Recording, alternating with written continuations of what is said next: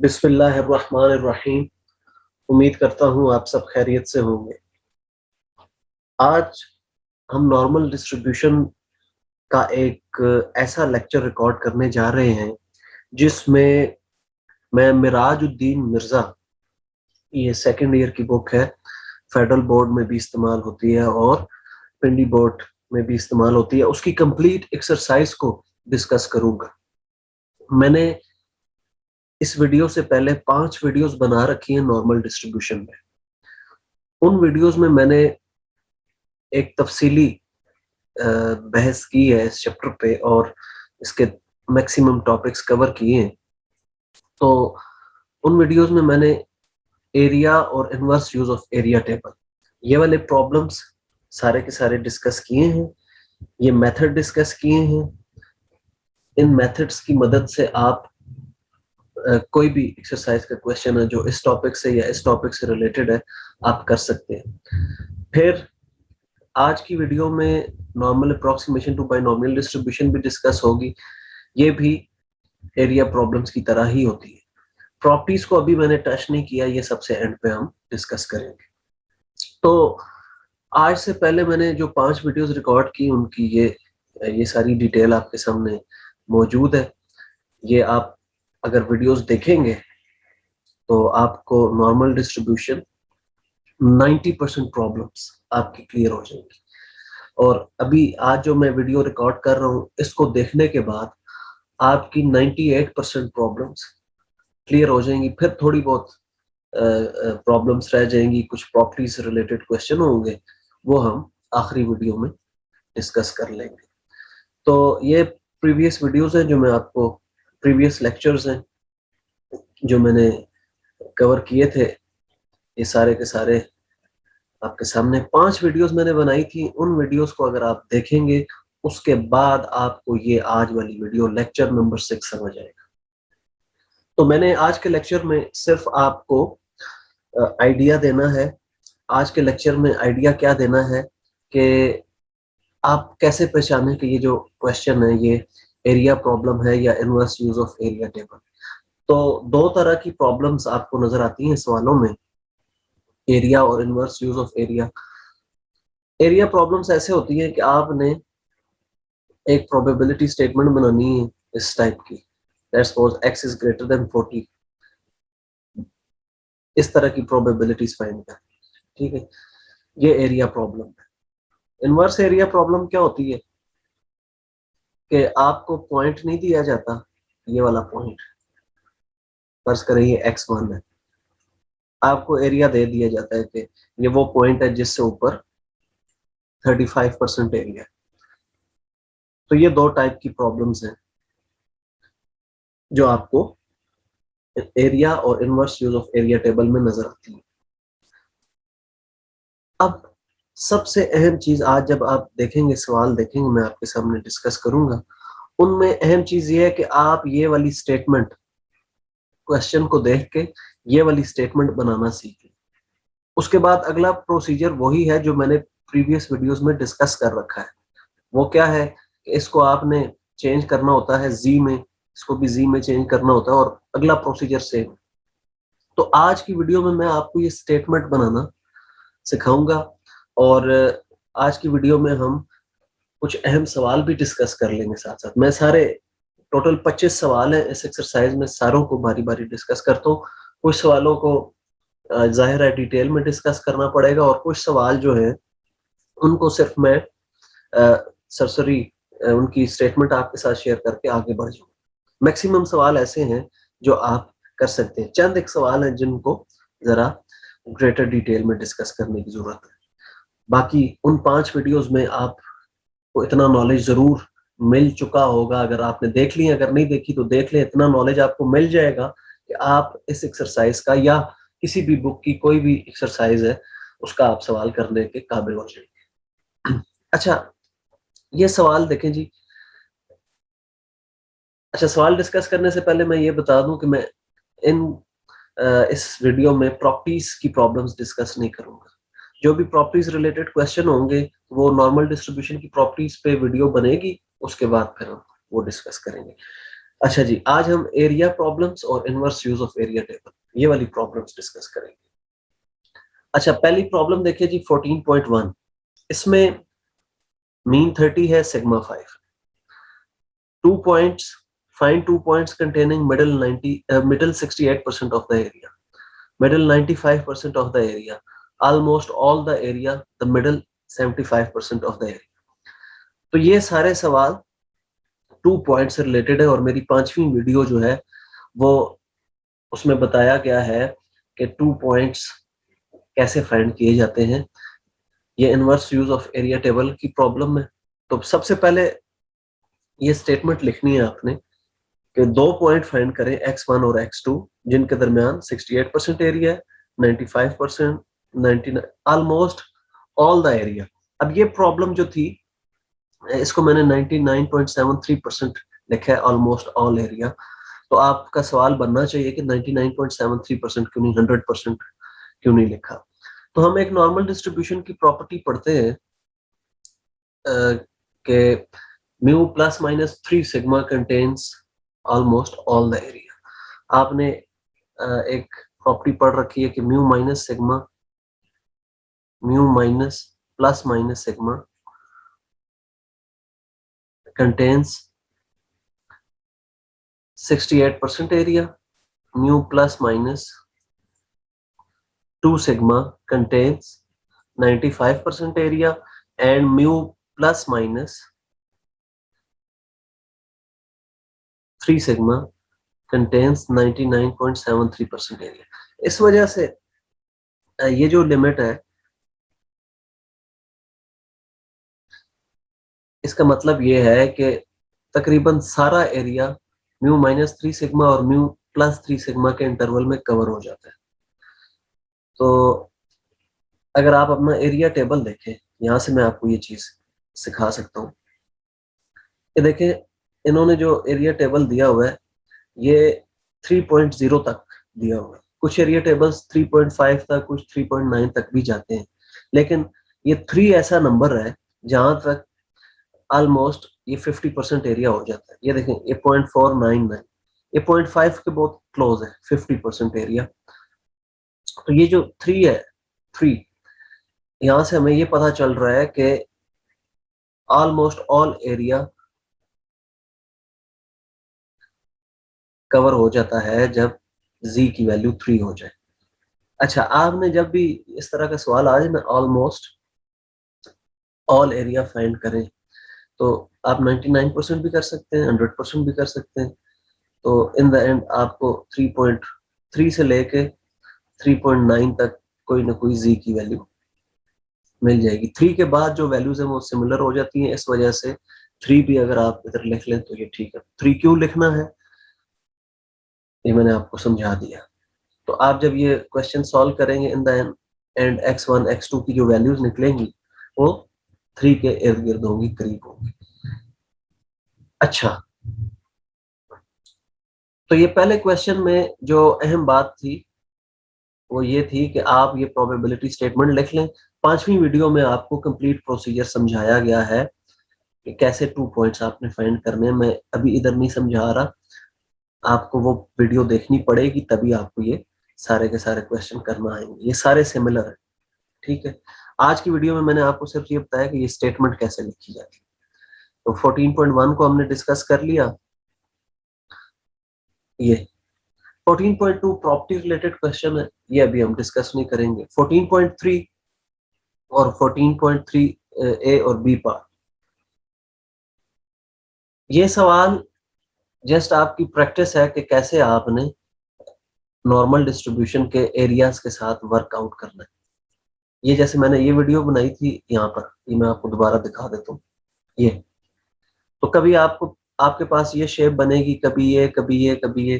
तो उस केस में क्या करना होता है आपको, ये वीडियो नंबर 3 है, इसमें मैंने ये डिस्कस किया था, आपको ये देखनी पड़ेगी तो आपको समझ आ जाएगा ये क्वेश्चन नंबर 3 और 4 में क्या पूछा गया। ठीक हो गया जनाब? अच्छा, मैं एक आध डिस्कस कर भी लेता हूँ इनमें से। इसमें तो जस्ट आपको टेबल वैल्यू रीड करना सिखाएगी है कि z की वैल्यू 1.75 आप टेबल में कैसे देखते हैं। तो ये देखें, ये 1.7 है, 0 1 2 3 4 5, ये वैल्यू जो है ये आपका आंसर है। तो पहले पार्ट में तो आपको जस्ट वैल्यू देखना सिखाई जा रही है, कैसे आपने देखनी है टेबल से। दूसरे पार्ट में आपको वर्कआउट करना सिखाया जा रहा है कि अगर ये चीज पूछी जाए या ये चीज पूछी जाए तो आप एरिया कैसे फाइंड करेंगे। फर्ज करें z ग्रेटर देन 1.74 है, ठीक है, z ग्रेटर देन 1.74 है, तो सबसे पहले आपको प्लॉट करना आना चाहिए कि 1.74 किस जगह प्लॉट होगा। ये आपने 0 लिखा, z की लाइन है ये, 1.74 ये आता है जनाब, ये इससे आगे ग्रेटर ये एरिया बनता है, ठीक है। अब ये एरिया क्या होगा, मैंने जैसे कि पहले आपको वीडियोस में बताया हुआ, टेबल हमें 0 से 1.74, 0 से खास पॉइंट तक एरिया देता है, 1.7 0 1 2 3 4 ये वैल्यू बनती है 0.4591। तो ये 0.4591 है, हमें एरिया चाहिए ये वाला। तो हम 0.5 में से माइनस कर देंगे 0.4591, ठीक है। ये क्यों माइनस करें, ये सारा एरिया 0.5 होता है, इसमें से ये एरिया सब्ट्रैक्ट करेंगे तो ये आंसर आ जाएगा। अब यहाँ पर आपको ये बात याद रखने की जरूरत है कि मैंने ये सारे के सारे टोटल 12 केसेस थे जो मैंने डिस्कस किए थे। यहाँ पर 8 मुख्तलिफ केसेस हैं, 8 मुख्तलिफ डायग्राम्स आपके पास बनेंगी, फिगर्स बनेंगी। मैंने 12 डिस्कस किए हुए, इससे ज्यादा है, तो वो जब आप देखेंगे तो आपको ये सारे के सारे प्रॉब्लम्स सॉल्व करने में आसानी होगी, कोई मसला नहीं रहेगा। तो ये था जी तीसरा पार्ट। चौथा पार्ट देख लेते हैं जी, इसमें क्या कहा गया है। चौथे का ए पार्ट जो है, इसमें कहा गया है कि in normal distribution mean 50 variance 100। अच्छा, यहाँ एक बात याद रख लें कि जब वेरिएंस दे दिया जाए तो आपने पहले स्टैंडर्ड डिविएशन निकालनी होती है। वेरिएंस अगर 100 है तो इसका मतलब स्टैंडर्ड डिविएशन 10 है, क्योंकि आप जब z निकालते हैं तो x minus mu over sigma करते हैं ना, सिग्मा स्टैंडर्ड डिविएशन होता है। अच्छा जी, मीन 50, सिग्मा 10 है, area below 43, above between 53 and 72, above 37.2, ये फाइंड करना है। तो ये भी कोई मसला नहीं है, इसकी जस्ट स्टेटमेंट बना लें तो वही जो 12 केस मैंने डिस्कस किए हुए उन्हीं के अंदर ये भी पूरा का पूरा सवाल कवर हो जाता है। ये जो डी पार्ट है, डी में ये वाला part value of maximum ordinate, ये जब प्रॉपर्टीज डिस्कस करूंगा फिर इसको डिस्कस किया जाएगा। इसका पहला पार्ट भी जो है approximate value of mean deviation, ये भी प्रॉपर्टी रिलेटेड क्वेश्चन है। और ये पॉइंट्स, द पॉइंट फाइंड करना है जिससे नीचे 95% एरिया। तो मेरी तीसरी और चौथी वीडियो जो है वो पॉइंट्स फाइंड करने के बारे में है, वो आप देखेंगे तो ये पॉइंट्स के कोई भी सवाल आप पिक कर लें, आपको कोई मसला नहीं आएगा। अब इन सवालों की मेन अहम चीज ये है कि आप इनकी प्रोबेबिलिटी स्टेटमेंट बना लें। प्रोबेबिलिटी स्टेटमेंट क्या होती है वो मैं आपके सामने शेयर कर देता हूँ। ये इसको प्रोबेबिलिटी स्टेटमेंट कहते हैं। अब यहाँ पर जैसे लिखा था बिलो 43 एरिया फाइंड करें, तो मैंने यूं लिखा x लेस देन 43 फाइंड करना है, फिर between 53 and 72 x greater than 37.2।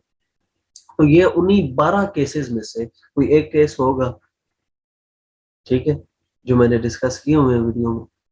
तो आपको बार बार इसलिए कह रहा हूँ कि आप जब वो देख लेंगे, 5 वीडियोस तैयार कर लेंगे, तो इंशाल्लाह ये चैप्टर आपका तैयार हो जाएगा, बहुत अहम चैप्टर।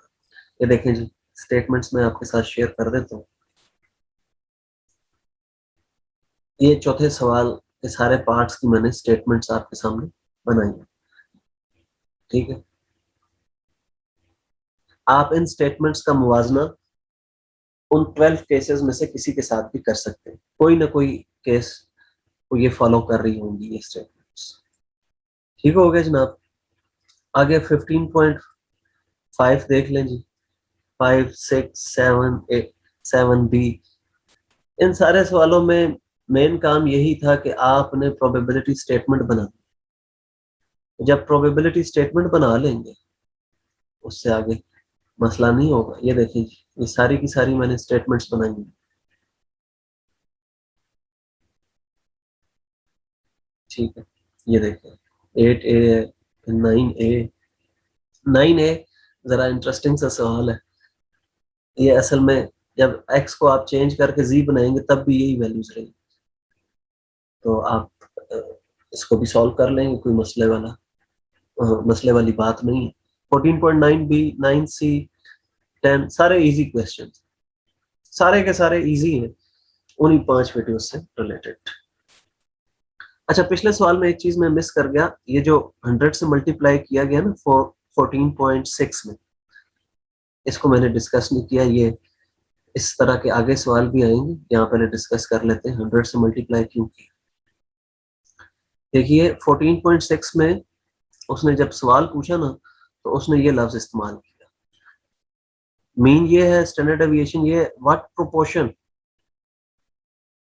क्या प्रोपोर्शन है पॉपुलेशन की बिटवीन 4000 एंड 7000।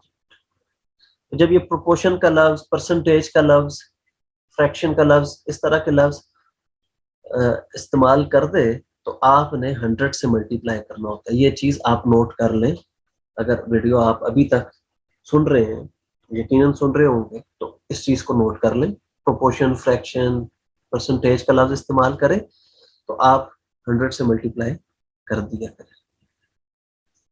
अच्छा जी, आगे यहाँ पे भी परसेंटेज का लफ्ज इस्तेमाल हुआ है, इस सवाल में भी 100 से मल्टीप्लाई करना है। 14.7a, 14.7a देखिए जी, ये जरा इंटरेस्टिंग सवाल है। इसमें क्या करना है, प्रोबेबिलिटी x लेस देन 0.20 और x ग्रेटर देन 0.28 ये आपने फाइंड करना।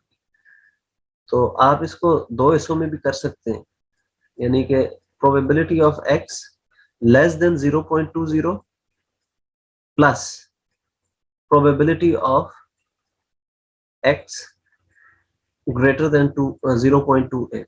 यूं करके करें, दो फिगर्स बना के कर ले तो मेरे ख्याल में तब भी कर सकते हैं। एक की फिगर के ऊपर ये दोनों स्टेटमेंट्स बना ले तब भी आप इस सवाल को कर सकते हैं। आखिर में आपने 100 से मल्टीप्लाई करवाना है। ठीक हो गया जनाब। 14.7a, तो मेन काम ये था कि आप ये स्टेटमेंट ठीक तरीके से बना। मैंने इस वीडियो में आपके लिए पहले से ये स्टेटमेंट्स बना के आपका काम आसान कर दिया।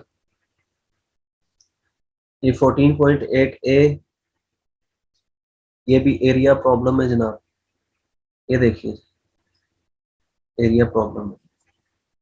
14.8b ये मैंने अभी फिलहाल इस जगह डिस्कस नहीं किया, ये आगे चल के मैं अभी डिस्कस करूंगा। Normal approximation to binomial distribution, ये एक टॉपिक है, तो वो जब डिस्कस हो जाएगा तो ये सवाल ऑटोमेटिकली आपके लिए मुश्किल नहीं रहेगा, ये भी आप कर लेंगे, तो वो आगे चल के आएगा। अच्छा जनाब, अब चलते हैं अगले सवालों की जानिब। 9 इजी है, इसको मैं डिस्कस नहीं कर रहा। 9A, 9B, 10 भी देखें, इजी क्वेश्चन है, डिस्कस करने की जरूरत नहीं है। अच्छा जनाब, अब आइए 11 पे। Question number 11, in a normal distribution the mean is 25, standard deviation is 5, find 2 points containing middle 97% of the area। Inverse use of area table की प्रॉब्लम है। Point that has 14% of the area above it. ठीक है जी, area inverse use of area table है यहाँ पर भी। Probability that a single observation will be larger than 40, ये एरिया प्रॉब्लम है। कुछ बच्चे इसको कंफ्यूज कर लेते हैं कि ये इनवर्स एरिया वाला प्रॉब्लम है, नहीं, इसकी स्टेटमेंट मैंने बनाई हुई है, ये आपके सामने 14.11 की, पहले पार्ट की, ये दूसरे पार्ट की, ये तीसरे की, और ये जो चौथा पार्ट है ये प्रॉपर्टी से भी हो सकता है। जब मैं प्रॉपर्टीज डिस्कस करूंगा तो आपको बताऊंगा कि ये Q1, Q3 हम प्रॉपर्टीज यूज करते हुए भी बड़ी आसानी से फाइंड कर सकते हैं। लेकिन अगर आप इसको उस तरह फाइंड करना चाहते हैं जिस तरह पॉइंट्स फाइंड करते हैं, जैसे ये देखें ना, यहाँ लिखा हुआ है x ग्रेटर देन x1, तो अब x1 की जगह q1 लिख दें।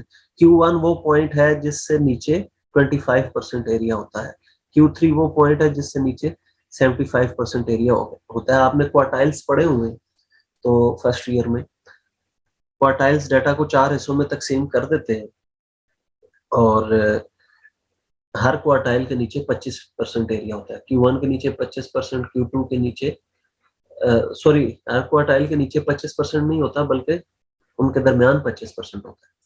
Q1 के नीचे 25%, Q2 के नीचे 50%, Q3 से नीचे 75%। ठीक हो गया। और Q3 से ऊपर भी 25%।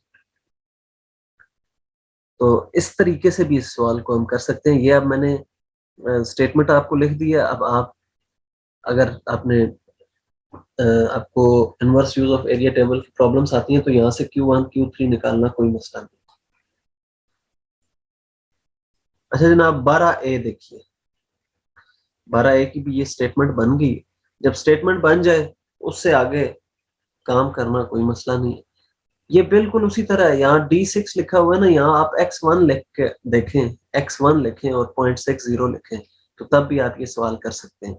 हाँ, आपको एक बात याद करने की जरूरत है कि ये डिसाइल्स, परसेंटाइल्स, क्वार्टाइल्स हमें कैसे पता चले कि इनसे नीचे कितना एरिया होता है। फर्ज करें डिसाइल्स हम फाइंड कर रहे हैं और डिसाइल्स में D3 फाइंड कर रहे हैं। D3 वो डिसाइल है जिससे नीचे 30% एरिया होता है। D6 वो है जिससे नीचे 60% होता है। D8 वो है जिससे नीचे 80% होता है।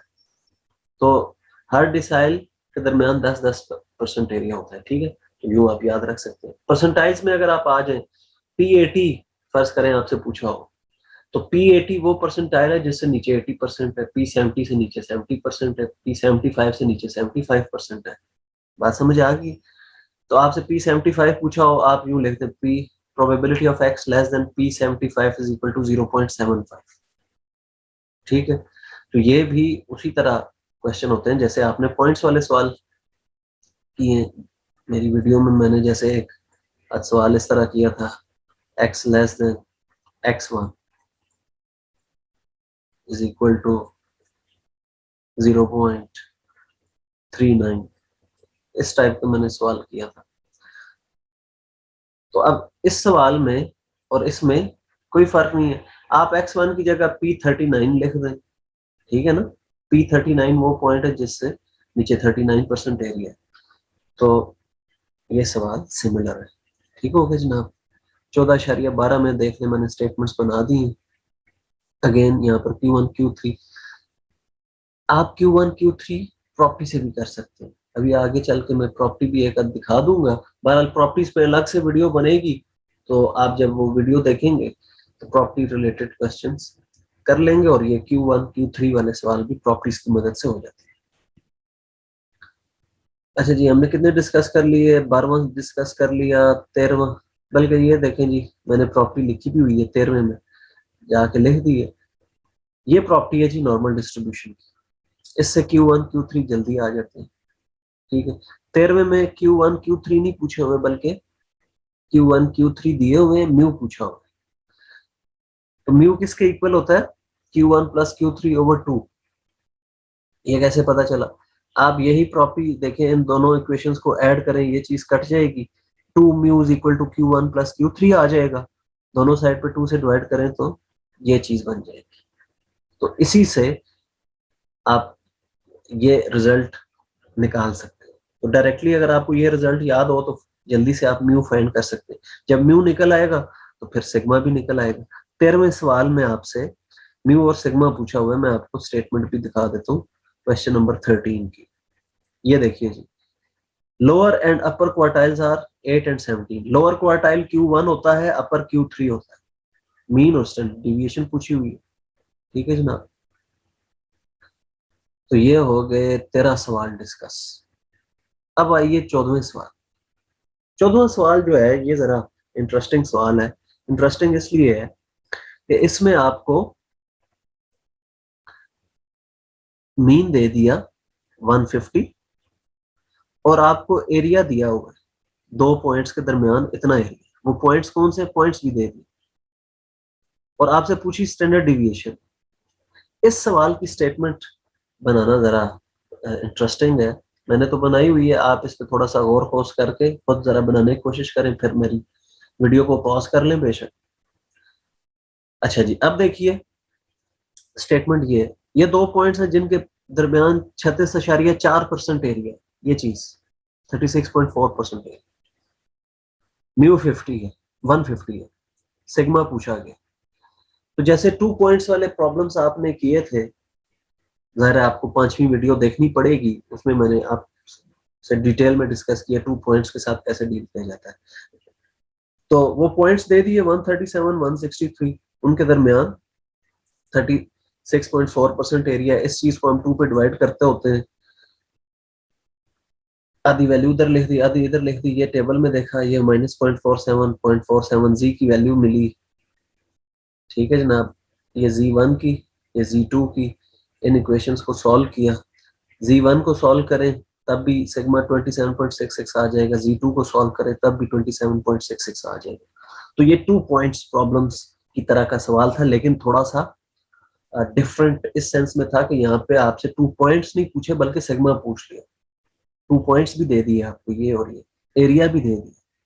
तो यूं भी आप जान लें ये अहम सवाल है, मैंने इसलिए इसको यहाँ पर कंप्लीट सॉल्व भी किया हुआ था कि आपको एरिया पूछने के लिए कह सकता है, आपसे वो इनवर्स एरिया दे के, sorry inverse use of area table आप से करवा के पॉइंट्स पूछ सकता है, यानी कि ये पॉइंट्स, ये और ये। और बाज़ औक़ात ये भी दे देगा, ये भी दे देगा, एरिया भी दे देगा, म्यू और सिग्मा से में से कोई एक चीज पूछ लेगा। ये बाज़ औक़ात कुछ सवालों में जहाँ 2 स्टेटमेंट हो तो दोनों चीजें भी पूछ सकते हैं। ये भी आगे चल के कुछ सवाल आएंगे। तो ये भी बड़े अहम सवाल होते हैं जिसमें आपसे म्यू और सिग्मा पूछा जाए, दोनों में से कोई एक या दोनों पूछ लिया जाए। अच्छा जनाबे वाला, आगे चलते हैं सवाल नंबर 15 की जानिब। 15 मैंने ऊपर लिखा है, ये ले जनाब। 15वां वो सवाल था जहां आपसे म्यू और सिग्मा दोनों पूछूंगे। तो यहाँ पॉइंट्स दे दिए और एरिया भी दे दिया कि 31% of items are below 45, 8% are above 64। अब आपका टास्क ये है कि इसको प्रोबेबिलिटी स्टेटमेंट की शक्ल में लिख लें, ठीक है। ये लिखना आता हो आपको तो फिर आप उससे आगे प्रोसीड कर सकते हैं। चलें जी, अब मैं दिखा देता हूँ ये कैसे लिखा जाता है। ये 15वें सवाल में 45 से बिलो नीचे 31% एरिया, यूं इसको लिखा जाता है। 45 वो पॉइंट है जिससे नीचे लेस 31% एरिया। तो इसको प्लॉट ऐसे करना है, ठीक है। यूं प्लॉट करेंगे, ये पॉइंट 31% को शो कर रहा है। ये मैंने 0.19 इसलिए लिखा क्योंकि टेबल में हम ये वैल्यू देखते हैं, इसके करीब तरीन वैल्यू तलाश करते हैं, फिर हमें ये जी की वैल्यू मिलती है। ये सारा का सारा procedure inverse use of area table वाला करके एक इक्वेशन इधर से बनेगी और दूसरी इक्वेशन ये बनेगी। 8% आइटम्स आर अबव 64, ये कहा गया है सवाल। तो 0.08 इधर, 0.42 इधर, इसको टेबल में देखेंगे ये वैल्यू मिलेगी। 2 इक्वेशंस आपको मिल जाएंगी, ये मैंने वो लिख दी है दोनों इक्वेशंस, एक Z1 एक Z2। इन दोनों इक्वेशंस को जब आप सब्ट्रैक्ट करेंगे तो म्यू मिल जाएगा आपको, ऐड करेंगे तो सिग्मा मिल सकता है आपको। जब म्यू मिल जाएगा तो आप किसी एक इक्वेशन में म्यू पुट कर देंगे तो सिग्मा आ जाएगा, ठीक है। इसमें से ये माइनस कर दें, आपको म्यू मिल जाए, ठीक हो गया। ये तो था 15वां सवाल। अब डिस्कस कर लेते हैं 16वां सवाल।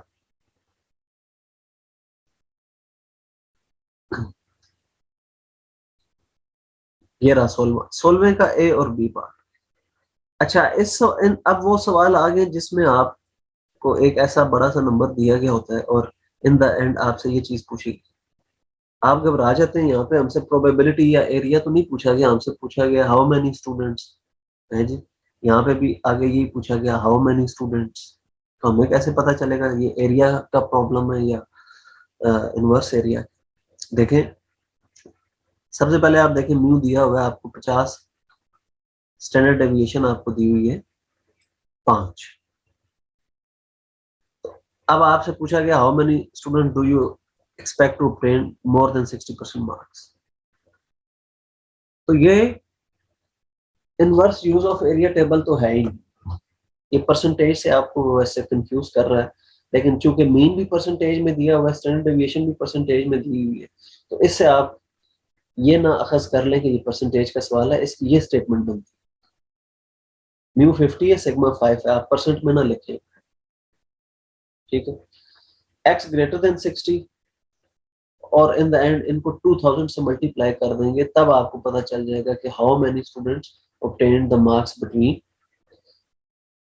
40 and 50 greater than 60 and so, ठीक है। इसी तरह अगले सवाल में यहाँ पर आपको 300 दिया हुआ है, टोटल जो तादाद है स्टूडेंट्स की वो 300 है, यहाँ 2000। तो वो जो टोटल तादाद दी होती है, in the end probability find करके आप उससे मल्टीप्लाई कर दिए, ठीक है। इसमें भी 16 बी पार्ट में भी आपने मल्टीप्लाई कर दिया। ओके हो गया जनाब। ये है 16 बी। आगे चलते हैं जी, 17 देख लेते हैं। 17 में भी उसी तरह आपको ये चीज दी, आपने 1000 से आंसर को मल्टीप्लाई कर, स्टेटमेंट बना के इन द एंड आपका जो भी आंसर निकलता है ना, आपने उनको इन नंबर से मल्टीप्लाई कर। तो 17 बी और 18 ये भी एरिया प्रॉब्लम है, ठीक है। 16 भी एरिया प्रॉब्लम था, 17 भी और 18 भी एरिया प्रॉब्लम। तो ये देखिए जी, मैंने स्टेटमेंट्स बनाई हुई हैं, आप ये स्टेटमेंट्स देख सकते हैं। ये 17वें की स्टेटमेंट है। आप लाजमी नहीं कि 1000 को थ्रू आउट लेकर चलें, मल्टीप्लाई करा के और रिव्यू इसको सॉल्व कर दें। आप पहले इसको पूरा सॉल्व कर लें, एंड पे आके 1000 से मल्टीप्लाई कर दें, तब भी आंसर आ जाए, ठीक है। ये देखिए, ये 17वां सवाल है, नीचे मैंने 18वां सवाल किया हुआ, स्टेटमेंट बनाई हुई। अच्छा, अब आ जाइए जी सवाल नंबर 19 पर। यह है जी 19वां सवाल।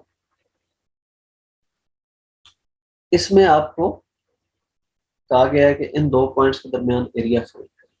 मीन 2.1 दिया है, स्टैंडर्ड डेविएशन 0.8 है। अच्छा, साथ एक आमतौर पर ये चीज तो आपसे नहीं पूछी जाएगी, पर सवाल दिया हुआ तो हम इसको भी डिस्कस कर लेते हैं। Point averages are computed to nearest 10th। तो आपने ये जो प्रोबेबिलिटी है, ये कैलकुलेट करने से पहले इनको पॉइंट के बाद 2 डिजिट्स तक लिख लेना है। जैसे मैं आपको दिखा देता हूँ, ऐसे ऐसे लिख लेंगे तो आप ये क्वेश्चन उसके बाद सॉल्व करना शुरू कर दें, ठीक है। तो ये 14.19 हो गया। अब आइए जी नेक्स्ट क्वेश्चन की जाने, 14.20। अब टॉपिक शुरू हुआ है नॉर्मल अप्रोक्सीमेशन टू